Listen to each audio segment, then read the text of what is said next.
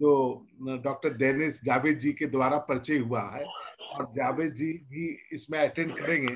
उनको भी corona virus से संक्रमण हो जाने के कारण जो है उन्होंने परिचय किया डॉक्टर सौरभ साहब का, जो ग्वालियर में पोस्टेड है आयुर्वेद के साथ में।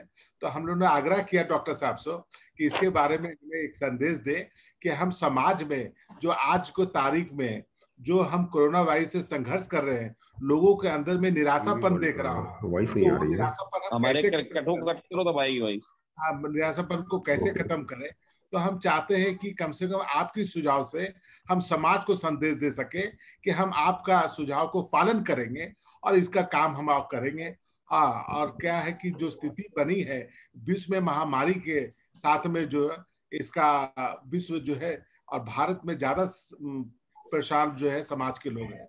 तो आप डॉक्टर साहब से निवेदन करूंगा, डॉक्टर साहब अपना विचार दें। बहुत धन्यवाद डॉक्टर साहब, मैं आपको नमस्ते करता हूं मैं डॉक्टर साहब बहुत नमस्कार। दो शब्द कहना चाहूंगा कि ये पूरा सेशन हम लोगों का, आपका सेशन रहेंगे 20 मिनट का। 20 मिनट के सेशन के बाद में 20 मिनट ओपन सेशन होगा, जहां पर जो भी हमारा पार्टिसिपेंट आपसे कुछ डाउट्स पूछना चाहते हैं या कुछ पॉइंट्स को क्लियर करना है, क्योंकि हम डॉक्टर क्रिस्टी जैसे जो लोग काफी समय से मेडिकल फील्ड में हैं, वो सब इसमें मौजूद है। मैं चाहूंगा कि आप लोग अपने अपने सवाल नोट कर रखें, और छोटे छोटे सवाल यदि आप लोग पूछेंगे तो डॉक्टर साहब को सबको सवालों के जवाब दे सकते हैं। डॉक्टर साहब आपका स्वागत है, प्लीज आप स्टार्ट करिए। नमस्ते डॉक्टर साहब। आप सभी को नमस्कार। नमस्कार नमस्कार। मेरी आवाज आ रही है? हाँ बिल्कुल आ रही है। जी जी जी। अपन ने आप जान रहे हैं कि अपन आज जो वेबिनार अपन कर रहे हैं वो अपन कोरोना कोविड-19 पे कर रहे हैं। आप सभी को पता है कि अपन ये 2019-2020 तक से हमारा ये स्टार्ट हुआ है, और उसके बाद 21 में भी हमारी सेकंड वेव आई हुई है। तो इसमें हम देख रहे हैं सारी चीज़ें इतनी ज़्यादा रेगुलर सी हो रही हैं कि अपन का सिस्टम सारा कोलैप्स सा कर रहा है, गवर्नमेंट सिस्टम। तो अपन को ही ये सारी चीज़ों को देखते हुए अपने को ही बचाते हुए आगे बढ़ना होगा। और सबसे बड़ी बात ये, आयुर्वेद में जो दो चीज़ें हैं कि स्वस्थ से स्वास्थ्य रक्षण मात्र स्वीकार तस्मंचा, ये छोटा सा एक श्लोक है। इसका मतलब ये है कि स्वस्थ के स्वास्थ्य का रक्षा, मतलब क्या कि जो हेल्दी है उसको हेल्दी कैसे रखा जाए, और आत्म स्वीकार प्रशंसा इसका मतलब है जो रोगी हो जाए उसको हम कैसे ट्रीट किया जाए। तो हमारा जो फर्स्ट मोटो होता है आयुर्वेद में, वो हमारा होता है स्वस्थ स्वास्थ्य रक्षण, मतलब हेल्दी को कैसे मेंटेन किया जाए। सर नमस्कार। डॉक्टर अग्निहोत्री जी को मैं स्वागत करता हूँ। तो मैं बात कर रहा था स्वस्थ स्वास्थ्य रक्षणम की। तो हमारे स्वस्थ स्वास्थ्य रक्षण में हेल्दी को कैसे हम मेंटेन करके रखें, हेल्थ को कैसे मेंटेन करके रखें।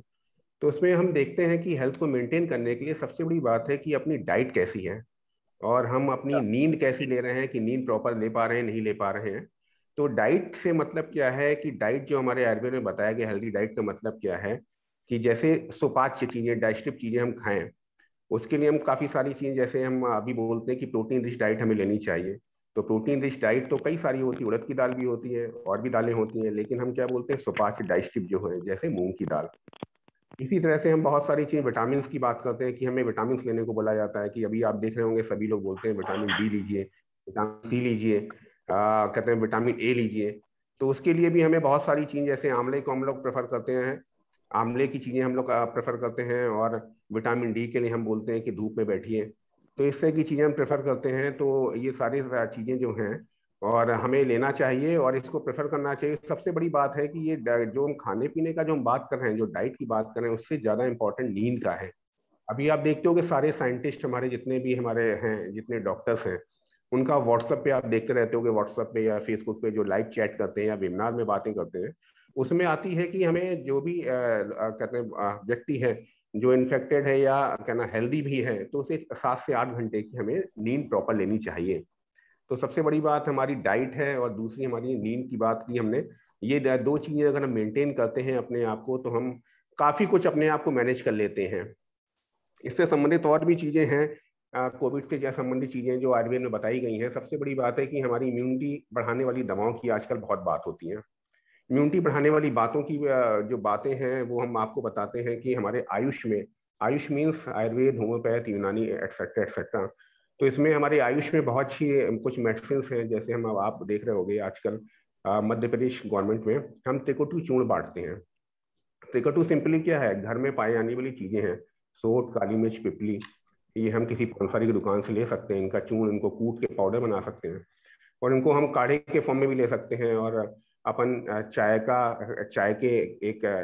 जब हम पीते हैं तो या चुटकी भर उसमें डाल के घोल के पी सकते हैं काढ़ा। इसलिए हम लोग अभी जो हम लोग काढ़े के पैकेट बांटते हैं, तो हम आजकल बताते हैं कि काढ़े के पैकेट को हम बांट तो रहे हैं, लेकिन आप लोग अगर चाय में चुटकी भर डाल के लेंगे ज्यादा फायदा करेगा, क्योंकि ये चीजें थोड़ी सी गर्म हो जाती है तो कभी कभी लोगों को इंडाइशन सा डेवलप होने लगता है, इंडाइशन हो जाता है तो परेशान हो जाते हैं।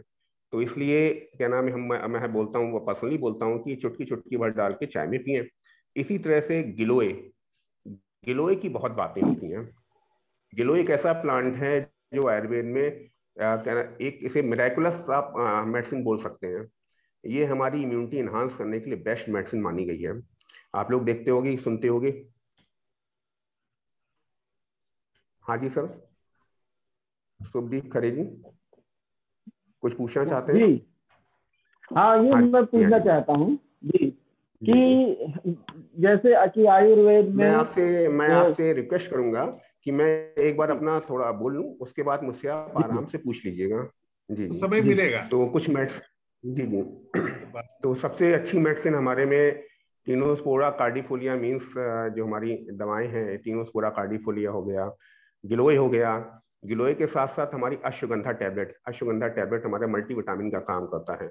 अश्वगंधा का पाउडर जो होता है वो हम दूध में घोल के पीते हैं, लोगों को बताते हैं। अगर किसी को बहुत ज़्यादा, जैसे कहते हैं पोस्ट वायरल एस्थीमिया है, किसी को बहुत ज़्यादा पेन्स वगैरह रहते हैं, फीवर खत्म हो गया, रिकवर कर रहा है, लेकिन आप देख रहे हो कि फिर भी पेशेंट बोलता रहता है कि हमें बहुत ज़्यादा पेन है, लेग पेन है, लेग क्रैम्प्स हैं, पूरी बॉडी में पेन है, तो ऐसी कंडीशन में हम अश्वगंधा इत्यादि को दूध के साथ दिया जा सकता है। अश्वगंधा की टैबलेट भी आती है। अश्वगंधा मेन चीज़ है, अश्वगंधा बहुत बेटर होता है, तो लोग उस कहते हैं बेटर होने की वजह से अश्वगंधा ले नहीं पाते हैं। तो अश्वगंधा के कैप्सूल भी मार्केट में मिलते हैं, टैबलेट्स भी मार्केट में मिलते हैं। तो ये जो दो मेडिसिन हमने बताई आपको, अश्वगंधा और दूसरा गिलोय। गिलोय कई फॉर्म में मिलता है, गुरुची घनवटी के फॉर्म में आपको मिलेगा, दूसरा आपको शंशमनी वटी के फॉर्म में मिलेगा। तो हमने आपको तीन चीजें बताई, एक तो त्रिकुट चूर्ण बताया, सोंठ, काली मिर्च, पिपली, इसको हम पीस लें, कूट पीस लें और चुटकी चुटकी पर चाय में डाल के पिए। एक तो ये डाइजेशन भी ठीक करेगा, दूसरा जो हमारा गले में पेन है या जो भी कफ वगैरह बन रहा है उसको भी हमारा ये ठीक करेगा। दूसरा हमने गिलोय की बात की, गिलोय की टैबलेट, गिलोय घनवटी। इसी तरह से हमने तीसरी बात की, अश्वगंधा की बात की। तो ये तीन दवाएं ऐसी हैं जिनको हम कहीं से भी कैसे भी हम मार्केट में परचेज कर सकते हैं और ये आसानी से आपको मार्केट में अवेलेबल हो जाएंगी। फिर एक चीज और हम आपको बताना चाहेंगे, क्योंकि मैं आयुष सिस्टम में, मेरे अंडर में होम्योपैथी भी आती है। एल्बम 30 होम्योपैथी में आर्सेनिक एल्बम 30 भी एक बहुत अच्छी मेडिसिन आ रही है। आर्सेनिक एल्बम जो 30 है उसकी हम लोग बोलते हैं 5-5 गोलियां आप सुबह एक बार लीजिए लगातार 3 दिन तक, फिर इसके बाद इसको रिपीट कीजिए। शायद इसमें होम्योपैथी फिजिशियंस भी होंगे, शर्मा जी? नहीं, अभी होमो फिजिशियन को नहीं बुलाया है सर इसमें। अच्छा, एक्चुअली मैं आयुष सिस्टम को देखता हूँ तो मेरे अंडर होम्योपैथी भी आता है। अगर आप कहें तो मैं के बारे में आपको बता सकता हूँ। बताइए, जरूर बताइए। आर्सेनिक एल्बम 30 एक मिराकुलस ड्रग है होम्योपैथी की, जिसे हम 5 गोलियां देते हैं और ये 5 गोली दिन में एक बार लगातार 3 दिन तक हम खाने को बोलते हैं। फिर बाद में हम फिर रिपीट करने को बोलते हैं। इसी तरह बार बार हम हर मंथ रिपीट करते हैं। तो ये होम्योपैथ की बात हो। आयुष की कहते हैं, कुछ हमने आयुर्वेद की आपको बात की, जैसे त्रिकुट चूर्ण। इसके अलावा बहुत सारी मेडिसिन हैं जो आप प्रिस्क्रिप्शन पे ही लेना चाहिए। फिर हम एक बात करते हैं, ये तो एक मेडिसिन पे हमने बात कर ली, कुछ जैसे हम भाप की बात करते हैं, स्टीम इनहेलेशन में बहुत ज्यादा, कुछ वार्म वाटर पे बहुत ज्यादा चर्चा हो रही है। वास्तव में ये बहुत अच्छी दो चीजें हैं कि अगर हम 5 मिनट सुबह और 5 मिनट शाम को हम अगर स्टीम इनहेलेशन करते हैं, कहना थ्रोट को भी, जो इन्फ्लामेशन है, थ्रोट का इन्फ्लामेशन भी को भी कम करेगा और साथ में इन्फेक्शन को भी दूर रखेगा।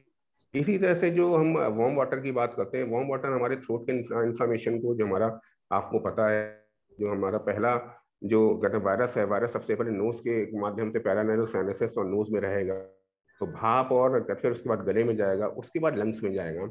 तो गर्म पानी का बड़ा अच्छा रोल है कि गर्म पीते हैं और भाप लेते हैं तो सबसे पहले हमारे नोज में जो इन्फेक्शन है वो हमारा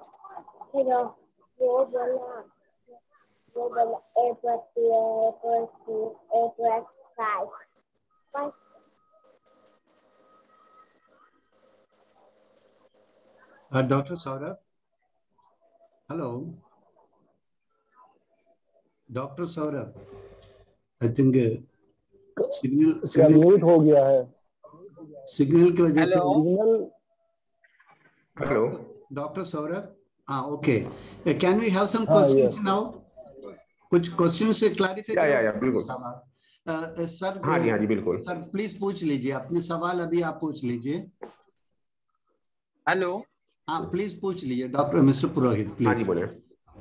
हाँ मैं ये पूछ रहा था डॉक्टर साहब कि इसमें जो जी शुरुआती लक्षण होते हैं कोरोना के, वो हमको कैसे पता चलते हैं? सर सबसे कि जो लेमन एक कॉमन मैन होता है, वीडियो शायद चला गया है। हाँ नहीं, तो आपकी मैं बता आवाज रहा था सुनाई दे रही है सर, बताइए। कि आपको जैसे क्या नाम मैलेज होगा। हाँ जी तो सबसे जो प्राइमरी फीचर होता है, आपको सभी को पता है कि आप न्यूज़पेपर में पढ़ते रहते हैं, व्हाट्सएप पे उस पे। तो सबसे पहले आपको कोल्ड होगा, स्नीजिंग, छींके वगैरह आएंगी, फीवर होगा। फीवर लो ग्रेड भी हो सकता है, हाई ग्रेड भी हो सकता है। और लगता है कि बताते हैं पेशेंट की ये पेन हो रहा है, कहना कुछ वीकनेस सी लग रही है। ये प्राइमरी फीचर्स हैं। बहुत डिटेल में फीचर्स होते हैं जो डिफरेंट डिफरेंट रहते हैं, जैसे किसी को कोई बोलता है कि सूंघने की शक्ति चली गई है, आ गया है। ये पेशेंट टू पेशेंट वेरी करता है। जी बहुत अच्छा। और पुरोहित जी थैंक यू वेरी मच। और कोई सवाल पूछना चाहेंगे? मंत्री सर आप कुछ सवाल पूछना चाह रहे थे? खरे साहब पूछना चाह रहे थे। खरे साहब प्लीज पूछिए प्लीज। सर मैं सभी को मेरा सुखदीप खरे का नमस्कार।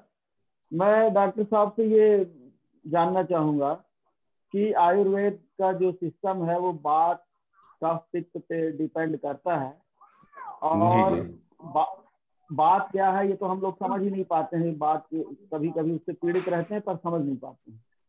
अब सवाल ये उठता है कि कोरोना की का जो ट्रीटमेंट है, जिसके लिए डॉक्टर साहब ने अभी बताया कि गिलोय जो है एक बहुत ही संजीवनी बूटी की तरह है, पर उसके बारे में कहा जाता है कि ये जो गिलोय है वो नीम पे चढ़ी वाली फायदेमंद है, दूसरे पेड़ वाली फायदेमंद नहीं है। तो मैं डॉक्टर साहब ये पूछना चाहूंगा कि क्या नीम वाली गिलोय ही वो लाभकारी है या दूसरी गिलोय भी है? और दूसरी मैं एक सबसे महत्वपूर्ण बात जो है वो आज इस वेबिनार के माध्यम से आप सबके बीच में रखना चाहूंगा।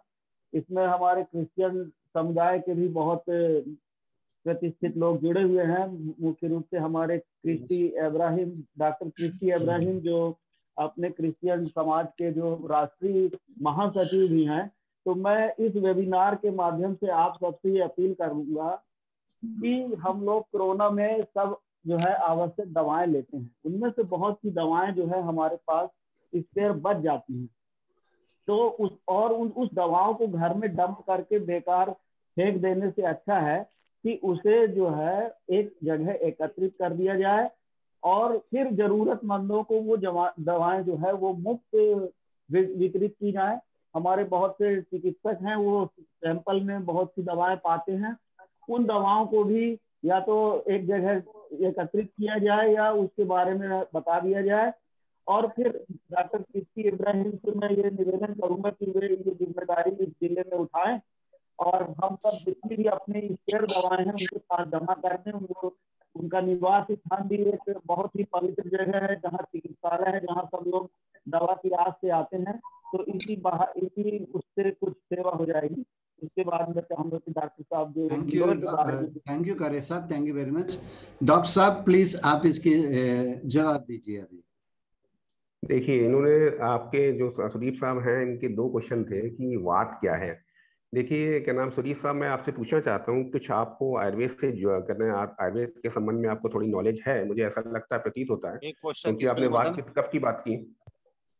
तो वात से आप एक चीज समझ सकते हैं, जो भी हमारे जो वात पित्त कफ है, हमारी 3 बेसिक चीजें हैं आयुर्वेद में, कॉन्सेप्ट है। क्यों इन वाला Q U U PION। Satish Anand ji अपना डॉक्टर साहब प्लीज म्यूट कर लीजिए।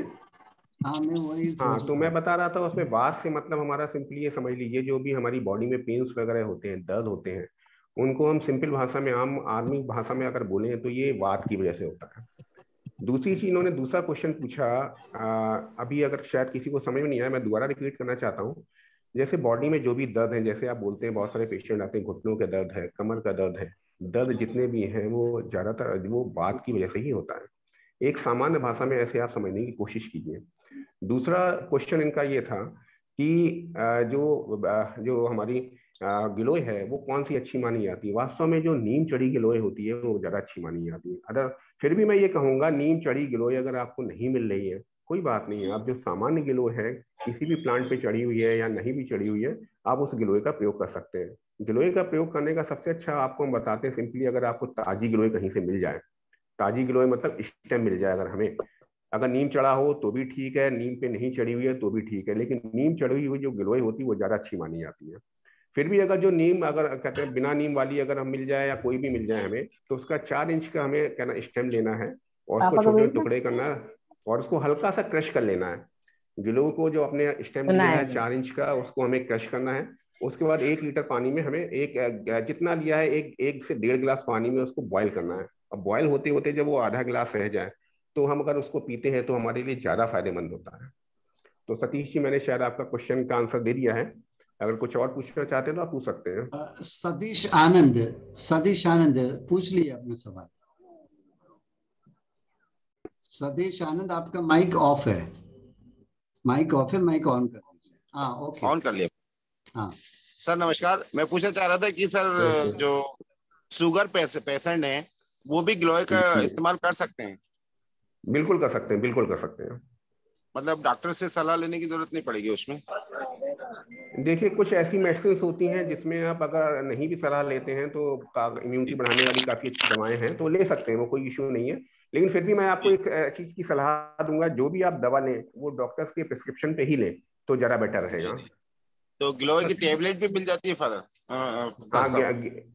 हाँ, गिलोय घनवटी के नाम से आपको मिल जाएगी, शंशमनी वटी के नाम से आपको मार्केट में मिल जाएगी, गिलोय घनवटी, शंशमनी वटी। जी, सामुएल जी, आप सवाल पूछना चाहते हैं? सामुएल जी, सतीश आनंद जी, डॉक्टर साहब खुद ही डॉक्टर है तो ही सलाह दे रहे हैं। अच्छा, खुद ही डॉक्टर। शर्मा जी, मैं एक चीज मैं आपको बोलना चाहूंगा कि डॉक्टर वीके अग्नोत्री हमारे साथ जुड़े हुए हैं, डॉक्टर विनीत कुमार अग्नोत्री हरिद्वार से जुड़े हुए हैं। ये हमारे गुरुजी हैं और आप इनसे ये HOD रहे हैं, तो आप इनसे भी क्वेश्चन आप पूछ सकते हैं।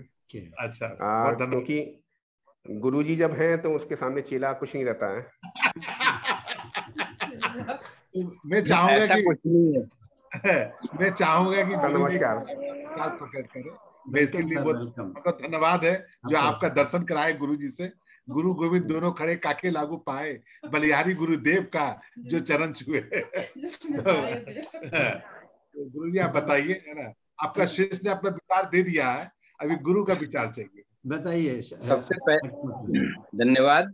सबसे पहले तो हम इस वेबिनार के आयोजकों को बहुत बहुत बधाई देता हूं। उन्होंने आज के समसामयिक विषय पर डॉक्टर सौरभ पुरवार जी के उद्बोधन का लाभ लेने का पूरा आयोजन किया। डॉक्टर सौरभ मुझे वर्षों बाद दर्शन लाभ दे रहे हैं, उनका बहुत बहुत बधाई।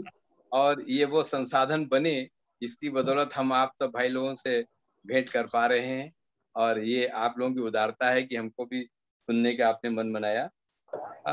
देखिए, अगर हमारे पास 3-4 मिनट 5 मिनट मिलते हैं तो हम नटशल में अपनी बात कहेंगे। सबसे बड़ी चीज है कि ये विश्वव्यापी विभीषिका के समय हम सब लोगों को संघर्ष करना पड़ रहा है, जबकि हमारा जो अतीत रहा है वो जीवेम शरदा शतम का रहा। आप देखिए, हमारा आर्ष वाक्य जो 2-3 हुए हैं उनमें से एक है जीवेम शरदा शतम। हम 100 वर्ष तक या 100 शरद को जीने की इच्छा रखते हैं और आज हालत ये हो गई है कि 100 महीने, 100 दिन, 100 घड़ी, 100 सांस की आफत आई हुई है। व्यक्ति भाग रहे हैं कि किसी तरीके से ऑक्सीजन मिल जाए, कुछ सांसें बढ़ जाएं। तो ऐसी स्थिति में कहीं ना कहीं हमारे द्वारा, हम जीवित और स्वस्थ व्यक्तियों के द्वारा, और फिर हमारे साधन संसाधन संपन्न होने के कारण इस विकास की अंधाधुंध दौड़ में कुछ लाइफस्टाइल डिसऑर्डर्स की वजह से ऐसा कुछ बना कि आज इन्फेक्शन और बैक्टीरिया वायरस तो आते रहते थे, लेकिन हम स्ट्रगल कर लेते थे। हमारे शरीर की जो रोग की प्रतिरोधक क्षमता थी वो इतनी हुआ करती थी कि कभी तुलसी से, कभी बासा से, कभी अश्वगंधा से, कभी गिलोय से हमने हमेशा खाया। हम बाहर मॉर्निंग वॉक निकलते थे तो 5 से 7 पत्ते धो के मुंह में रखने ही रखने हैं। और शायद वो जो हमारी उपार्जित व्याधि शमित तो है रोगों से लड़ने क्षमता थी, उसको हमने पिछले साल भर से देखा कि उसने हमको निश्चित रूप से बचाया। तो 2-3 बातें चल रही थी। अमृता इसका नाम है गिलोय का। और देखिए कुछ ही शब्द हैं जिनको अमृत कहा गया। अमृत, दुग्ध को अमृत के लिए कहा गया है, अमृता कहा गया, या वो जो अमृत जो एलेक्जेंडर लिख के हमारे समुद्र मंथन से निकला था। तो जिसको इतनी बड़ी मान्यता मिली हो तो अमृता का जिस प्रकार सेवन करें। अभी इस बात में नहीं जाना है, इस प्रतिस्पर्धा में नहीं जाना है कि वो नींव से प्राप्त हो रही है, कहाँ हो रही है। उसको जो लिटिल फिंगर है, ये मोटाई ही पर्याप्त है। बस ये ख्याल रखिए कि उसके जो फाइबर बहुत हार्ड ना हो। इतनी लिटिल फिंगर में इसका सिंपल मॉर्निंग वॉक निकलते समय भी अगर 1 इंच का टुकड़ा मुंह में डाल लिया तो ये ब्लड प्रेशर को भी रेगुलेट करता है, ये शुगर को भी रेगुलेट करता है। फिजिशियन की बातें इन जनरल है। इसी वजह से पहले जब दातुन वगैरह करते तब भी नीम की या मौलफ्री की करते थे। उनके ये गुण थे, प्रकृतितः हम स्वस्थ हैं, स्वस्थ रहने के संसाधन रखते थे। हम दूध लेते थे, हम हर वो पौष्टिक आहार लेते थे जो हमारे जाट से आदमी के अनुकूल हुआ करता था और हमारे जो स्वास्थ्य को बनाए रखने में सहायक होता। एक चीज और ऐसी जिस नाम दिया गया उसका नाम है पालक। तो पालक या तो भगवान विष्णु के लिए कहा गया है या फिर जो स्पाइनच की लीव्स है उनके लिए कहा गया। आप सोचिए कि पालक का भी वही गुण है। हमें पालक प्रतिदिन खाना, इससे हमें आयरन भी मिलेगा। और सबसे बड़ी चीज है कि आयरन को बचाने के लिए एसिड की प्रेजेंस जरूरी है। लोग पालक पनीर बना लेते हैं, उसको बनाए या ना बनाए लेकिन नींबू जरूर उसमें डाले, नींबू रस। तो ऐसी कुछ कुछ चीजें हैं जिनसे हम अपनी इम्यूनिटी बढ़ाएंगे। सबसे बड़ी चीज, रोग तो अपनी जगह पर है, रोग तो हमेशा से होते रहे हैं, लेकिन हमें तो उनसे स्ट्रगल करना है। तो स्वस्थ, जैसे डॉक्टर साहब परिवार साहब बोल रहे थे, जो हमने जहां से हमने ज्वाइन किया था, स्वस्थ से स्वास्थ्य रक्षण सबसे बड़ी समस्या है। पूरा विश्व अभी अस्वस्थ नहीं है, पूरा विश्व की मैक्सिमम परसेंटेज स्वस्थ है। तो आज की तारीख में स्वस्थ व्यक्ति को स्वस्थ बनाए रखने की आवश्यकता है। वही तभी जाके वो एज ए तीमारदार अपने परिवारजनों को हेल्प करेगा या सोसाइटी में काम करेगा। एक हमारे खरे साहब बोले तो बड़ा अच्छा सजेशन था कि बची हुई दवाइयां को भी हम उनको सदुपयोग के स्थान तक पहुंचाने के लिए किसी तरीके से उनका संग्रह करें। बहुत अच्छी बात है, समाज सेवी संस्थाएं ये काम कर रही हैं, एनजीओ कर रही हैं। और केवल बची हुई दवाइयां ही नहीं, अगर इनके रोगी ठीक हो गए हैं, वो अपना ऑक्सीमीटर और अपने अनयूज्ड अपने मास्क जो है, वो दूसरे तीसरे प्रकार के अपने जो डिजिटल वाले थर्मामीटर हैं या वो सारी चीजें, स्टीमर्स हैं, वो सारी चीजें जो उनसे फ्री हो गई हैं और जो बेचारे लोग नहीं ले पा रहे हैं, जो नीड में, उनको दिलवाएं तो बहुत ही अच्छा उनका सहयोग रहेगा अप्रत्यक्ष रूप से। ऐसे ही छोटे ऑक्सीजन सिलेंडर है। तो कुल मिला के मेरा सबमिशन डॉक्टर सौरभ की बात को ही आगे बढ़ाते हुए इतना है कि हम 2 चीजों पर विश्वास करें। एक तो हमने कह दिया जीवम श्रद्धा सतम, दूसरी मेरी भावना रहेगी वसुधैव कुटुंबकम। तो वसुधैव कुटुंबकम की भावना में हमारा अपना परिवार, फिर हमारा पड़ोस, फिर हमारा मोहल्ला, और उसके बाद हमारा डिस्ट्रिक्ट लेवल पर या प्रदेश स्तर पर और विश्व स्तर पर। और तीसरी थी सर्व भूत हिते रता। ये जो 3 वाक्य हमने बोले हैं, इनमें सारी सृष्टि की सारी संभावनाएं और आशंकाएं समाप्त हो रही हैं। सर्वभूत हिते रता की मीन से हम प्राणी मात्र के हित के लिए निरंतर चिंतन करते हैं। उसमें भोजन है, औषधि है, अच्छी बातें हैं और सदविचार हैं, ये सब देना है। और पैनिक नहीं होने देना है। पड़ोस में बीमार हो गया, उसकी तकलीफ हो गई, उसका ऑक्सीजन लेवल कम हो गया, ये सब ठीक है। देखिए, व्यवस्था ईश्वर के द्वारा दी जा रही है, ईश्वर के पास फाइलें हैं। हो सकता है फाइलें बहुत तेजी से निपटा रहे हैं, लेकिन हमें पैनिक नहीं हुआ। ईश्वर पर पहले भी विश्वास था और आज विश्वास और बढ़ जाना चाहिए। पूजा या जो भी मंत्र हमारे यहाँ जो देव विपास चिकित्सा बताई गई है, वो सब भी साथ साथ जरूरी है। कमरे का धूपन करना है, हमें क्वेश्चन से लेना है डॉक्टर साहब, अभी क्वेश्चन से लेंगे अपन, क्योंकि हाँ कोई नहीं, अभी तो जनरल लग दे तो वो आप करिए तो जनमानस का भला होगा। बहुत बहुत शुक्रिया। अब ये सामल आपने प्रश्न पूछिए। सर अभी काफी हमारे आयुर्वेदिक विद्वान लोग बैठे हैं, तो एक से मेरा प्रश्न नहीं, जस्ट मैं जनरल पूछूंगा, कोई भी आंसर दे दे प्लीज। एक तो सर सौरभ सर, आपने बोला था कि ये एक चूर्ण के बारे में बताया था, त्रिकाटु चूर्ण, या थोड़ा सा उसके बारे में थोड़ा सा मुझे बता दीजिए कि क्या है। दूसरा सवाल मेरा ये है कि च्यवनप्राश का सेवन करना कितना उपयोगी रहेगा इस समय में। और तीसरा मैं प्रश्न पूछना चाहूंगा, ये जो वायरस के बारे में आयुर्वेद का जो साइंस है, उसका ओपिनियन क्या है वायरस के बारे में। Thank you so much. Doctor Saurabh, question थे। हाँ जी, हाँ जी, मैं कहना चाहूंगा ये जो 3 क्वेश्चन उन्होंने पूछे, पहली बात तो च्यवनप्राश की मैं बात करता हूँ। च्यवनप्राश बहुत ही लाभकारी है, एक तो एज ए प्रिवेंटिव भी और as a treatment point of view. अगर हम एक चम्मच सुबह शाम अगर हम दूध के साथ लेते हैं इसको, तो बड़ा लाभकारी रहता है, लंग्स के लिए बहुत अच्छा माना गया है। इसमें कम से कम 53 मेडिसिन पड़ी होती हैं जो कि हर सिस्टम पे हमारे लाभकारी होती हैं। इसी तरह अगर कोई अगर पेशेंट है, अगर ट्रीटमेंट चल रहा है उसका, तो उस समय भी हम इसको लिया जा सकता है, बिल्कुल लिया जा सकता है। आप एलोपैथिक मेडिसिन ले रहे हैं, आपको क्या नाम है, बहुत सारी मेडिसिन चल रही हैं, उसके साथ भी आप ले सकते हैं। परंतु मैं फिर भी यहाँ से ये बताऊंगा कि आप एक बार अपने डॉक्टर को बता जरूर दें कि हम ये च्यवनप्राश ले रहे हैं। मैं दूसरा क्वेश्चन आप एक बार रिपीट करेंगे सर? म्यूट कर लें।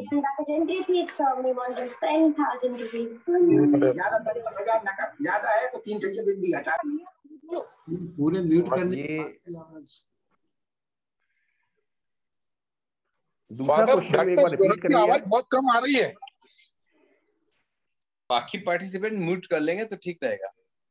हाँ, नहीं, मैं म्यूट पर ही था, बट आपकी आवाज तो तो मेरी बात पहुंच पाएगी। सौरभ जी की बात बिल्कुल बहुत कम आ रही, समझ में थोड़ा कम आ पा रही, साउंड कम आ रहा है थोड़ा सा। सर अगर आप लोग म्यूट हो जाएंगे तो ज्यादा अच्छे से बात कर पाऊंगा मैं।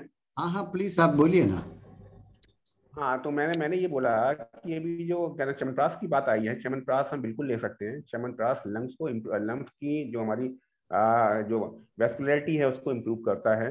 सबसे बड़ी बात ये है कि लोग कहते हैं कि कब हम च्यवनप्राश खाएं, कि हम ठीक है मतलब एज ए प्रिवेंटिव लें तो खाएं। हाँ बिल्कुल ले सकते हैं, एज ए प्रिवेंटिव भी ले सकते हैं, as a treatment point of view से भी ले सकते हैं। जब हम बीमार हैं तब भी हम ले सकते हैं, लेकिन अगर जब बीमार हैं तो अपने डॉक्टर से एक बार कंसल्ट जरूर कर लें।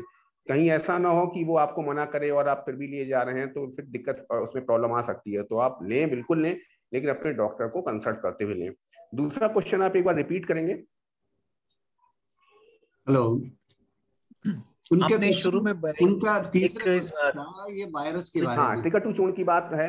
हाँ, त्रिकटु चूर्ण की मैं बात करूं, त्रिकटु चूर्ण में 3 चीजें होती हैं, सोंठ, काली मिर्च, पिपली। ये हम इक्वल क्वांटिटी में लेते हैं, इनको हम कूट पीस लें और कूट पीस करके पाउडर बना के अपने पास रख लें। उसके बाद इसको हम इसका काढ़ा बना के भी पी सकते हैं या चाय में डाल के भी पी सकते हैं। मैंने बताया अभी पहले डिस्कस किया था कि जो सोंठ, काली मिर्च, पिपली हैं, ये उष्णवीर मतलब थोड़ी गर्म दवाएं होती हैं। अगर इनको हम काढ़ा बना के अभी ले रहे हैं, आपको पता है कि अभी गर्मी भी बहुत ज़्यादा है, तो आपको इंडाइजेशन की प्रॉब्लम भी हो सकती है। अगर आपने प्रॉपर नहीं बनाया तो फिर आपको और भी प्रॉब्लम्स हो सकती हैं, कॉन्स्टिपेशन भी हो सकता है, लूज मोशन भी हो सकता है। तो अभी हम सजेस्ट ये करते हैं अपने सारे पेशेंट्स को बांटते हुए कि आप चुटकी भर चाय में डाल के लें, सुबह लें या शाम को लें, क्योंकि गले में जो जमा हुआ कफ है उसको ये दूर करता है, साथ ही साथ डाइजेशन को भी इम्प्रूव करता है अगर चुटकी भर लेते हैं। तो ये त्रिकटु चूर्ण बहुत कॉमनली मिलने वाला अगर मेडिसिन है। आप किसी भी पानसारी की दुकान पे चले जाइए, सोंठ, काली मिर्च और पिपली आप ये बोलेंगे, आपको दे देगा वो। इसको कूट पीस लीजिए और इक्वल क्वांटिटी में रख लीजिए और सुबह शाम इसका सेवन कीजिए। एक दालचीनी भी, अपन ये चीजें भूल जाते हैं, अपन ये घर के जो मसाले होते हैं, मसालदानी में जो मसाले होते हैं, उनका भी हम प्रयोग कर सकते हैं। आप दालचीनी आपकी बात कर रहे हैं, हमने दालचीनी की बात नहीं की, आप दालचीनी ले सकते हैं। मैं त्रिकटु चूर्ण के बारे में एक चीज बताना चाहूंगा। त्रिकटु चूर्ण जब आप काढ़ा बना के लेते हैं, काढ़ा मतलब डिकॉक्शन, आप लोग समझ रहे हैं डिकॉक्शन कैसे बनाते हैं कि 1 चम्मच हमने पाउडर लिया, उसको हमने 1 से 1.5 गिलास हमने उसको पानी डाला, उससे बॉईल किया, जब 1/4 या आधा रह गया तब हमने उसको पिया। लेकिन बहुत से लोग इसको डिकॉक्शन को ले नहीं पाते हैं, पैलेटेबल नहीं होता है, क्योंकि कड़वा होता है।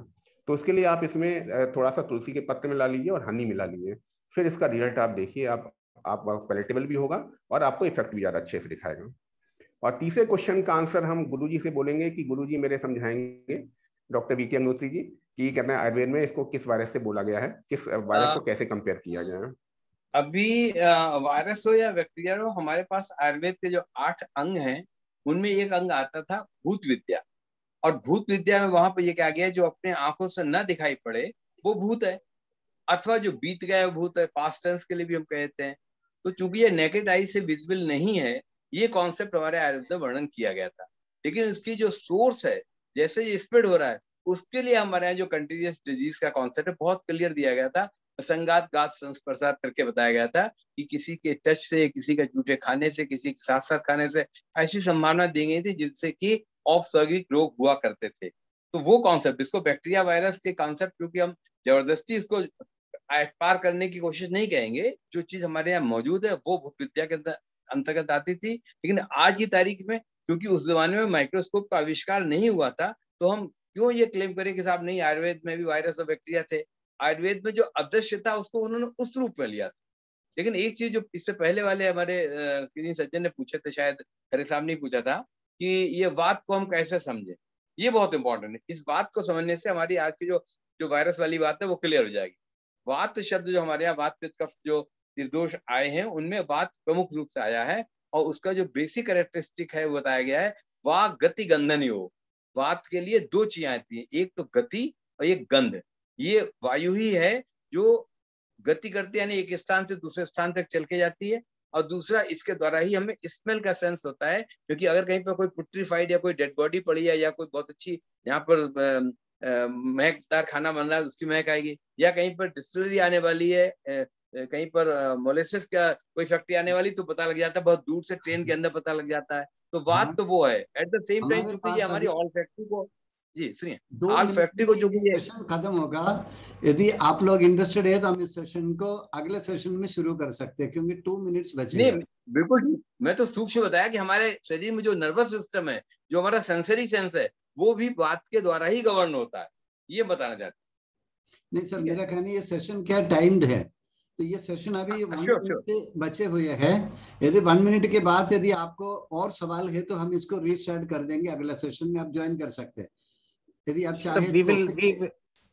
हम सारे जन इसी लिंक में फिर से ज्वाइन कर सकते हैं। हाँ ओके, इसी लिंक में फिर से आप ज्वाइन कर सकते हैं, तो ऑटोमेटिकली आपका मैं चालू कर दूंगा अगले सेशन के हिसाब से।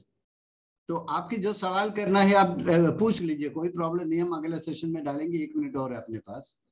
और कोई सवाल करना चाहेंगे? 2 डॉक्टर है अपने पास, तो आपको जो भी सवाल है आप पूछ सकते हैं। हाँ सर, एक सवाल मेरा है। जी, मेरी मम्मी का हार्ट ऑपरेशन हुआ है अभी, तो क्या वो ये चूरन वगैरह ले सकती हैं या कुछ? वो है 80 साल की इस समय, तो क्या वो उसमें फायदा कर सकता है? हार्ट के ऑपरेशन के अभी हुआ है उनका, 1 साल ही हुआ है उनको करीबन, तो क्या ये सारे चूरन या आयुर्वेदिक कोई ऐसी दवाई ले सकती हैं क्या वो अभी कोरोना काल में? उनका ऑपरेशन हुआ है? ओपन हार्ट ऑपरेशन हुआ था उनका, 1 ईयर बाय सर्जरी हुई थी 1 ईयर हो चुका है। जी हाँ। हाँ बिल्कुल ले सकते हैं। जो मैंने बताया ना कि जो क्या नाम है टिकटू चूर्ण है, वो